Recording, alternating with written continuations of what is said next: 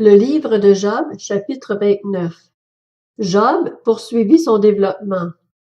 Si seulement je pouvais revivre les mois passés, les jours où Dieu me gardait, où sa lampe brillait sur ma tête et où sa lumière me guidait dans les ténèbres.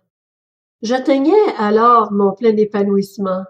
Dieu veillait en ami sur ma tente, le Tout-Puissant était encore avec moi et mes enfants m'entouraient. Mes pieds baignaient dans la crème et un rocher déversait près de moi des torrents d'huile. Quand je sortais pour aller à la porte de la ville et me faisais préparer un siège sur la place, les jeunes gens se retiraient à mon approche. Les vieillards se levaient et restaient debout.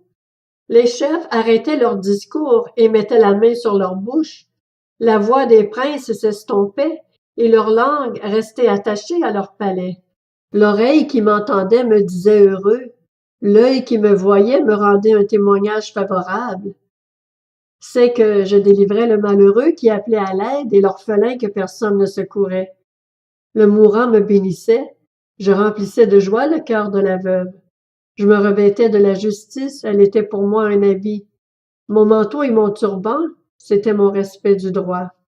J'étais les yeux de l'aveugle et les pieds du boiteux.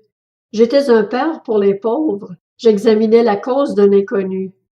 Je brisais les mâchoires de l'homme injuste et j'arrachais la proie de ses dents. Je me disais alors, je mourrai dans mon foyer. J'aurai des jours aussi abondants que le sable. L'eau pourra pénétrer dans mes racines, la rosée passera la nuit sur mes branches, ma gloire sera sans cesse nouvelle, et mon arc reprendra des forces dans ma main. On m'écoutait plein d'attente, on gardait le silence pour entendre mes conseils. Après mes discours, personne ne répliquait, et mes propos étaient aussi bienfaisants que la rosée pour eux.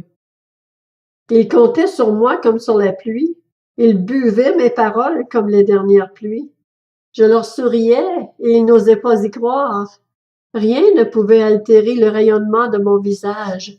Je choisissais le chemin à suivre pour eux et je m'asseyais à leur tête.